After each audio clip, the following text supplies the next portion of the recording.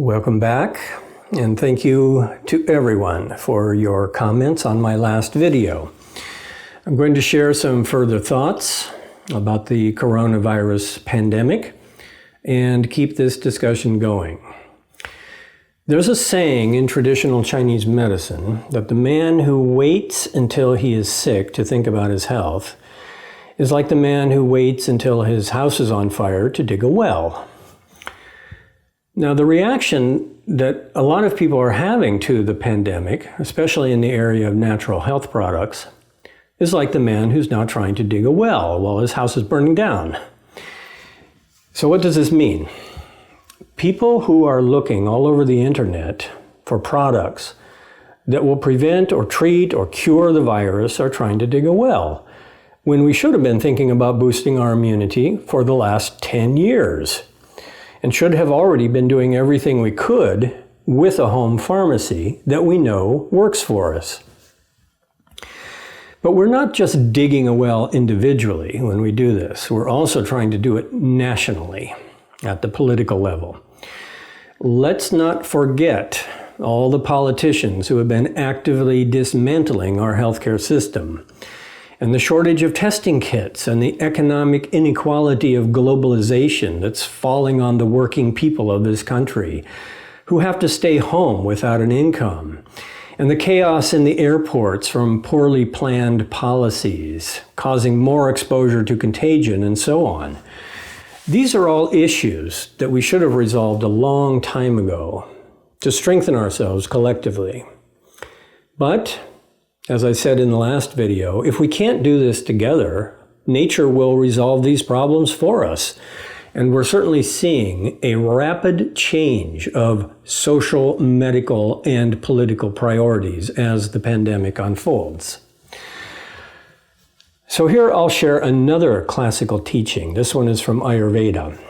2,500 years ago, the physician Charak wrote that the cause of epidemics is corruption in the government. He described the exact mechanism and series of events that lead from political corruption to epidemics, and these statements are very prophetic. Charak said that when governments become corrupt, they lie to the people and mislead them. By being misled, people abandon the spiritual ways of living in harmony with nature and take up unhealthy lifestyles. Unhealthy lifestyles, in turn, begin to generate heat toxins, which contaminate the atmosphere. The contamination of the atmosphere causes disruption in the weather, which then leads to irregular rainfall, resulting in droughts and floods. Disturbance of the rainfall patterns leads to disruption of food production, which leads to hunger and malnutrition. Hunger and malnutrition lead to immunological weakness, and the population becomes susceptible and vulnerable to epidemics of infectious diseases. Now, this is quite an extraordinary statement, considering that it came from someone 2,500 years ago. It's basically a prophecy of global warming and climate change that's obviously linked to corrupt government policies, especially dominated by the fossil fuel industries over the last many decades. Now, let's combine these teachings from classical Asian medicine and see what we can learn about our current situation with the coronavirus. As I mentioned in the last video, this will not be the last pandemic, for the simple reason that as long as the health of the biosphere continues to deteriorate, human health will also deteriorate, because the two are inseparable. The disruption of food production from climate chaos is one way this will happen, but it will happen in a number of other ways as well. My feeling, therefore, is that while we are now busy digging a well to put out this fire, looking for last-minute quick-fix solutions from natural medicine, discovering the damage the government has done to our medical and economic institutions and trying to remedy them and so on, what we should really be thinking about is preventing the next pandemic. which means digging the well so our house doesn't burn down again the next time. In the last video, I mentioned that there could be shortages of essential oils coming from increased demand and disrupted production. Some people interpreted this as fear-based marketing, but unfortunately, my prediction is already coming true.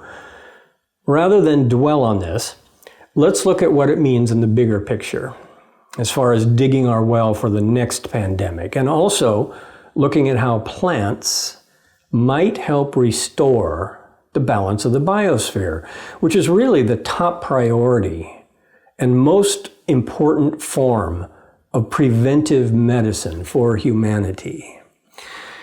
As I mentioned, one of the obvious positive developments in this crisis is that people are increasingly interested in natural ways of taking care of their health, specifically boosting immunity. This interest in natural ways not only increases the demand for essential oils, but it's also increasing the demand for herbal products in general. So in the short term, this means that many of the most important herbs and oils will be in high demand and short supply. But in the long term, it means that it will stimulate more agricultural projects because the demand for plant-based medicine is increasing.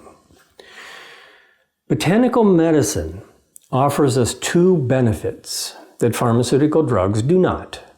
The first is that they are forms of highly concentrated nutrients, which boost vitality and immunity. The second is they support the body's natural detoxification mechanisms. No pharmaceutical drug gives the body nutrition, and no pharmaceutical drug detoxifies the body. As the food chain becomes more depleted of nutrients, and as the world becomes more toxic, we'll find that medicinal plants are an increasingly important natural resource for supporting our health, preventing illness, and curing diseases. Now, if we look a bit further ahead and look at the possibility that this pandemic could stimulate a significant increase of agricultural projects devoted to protecting and producing botanical medicine, we can start to see the outline of a possible global future coming into focus, which is simply replanting the global garden. We need plants more than we need cars and airplanes and most other technologies, and if we can make the transition and return to a sustainable plant-based culture, we have the potential to once again stabilize and rejuvenate the biosphere, as well as cultivate a sacred relationship to the earth.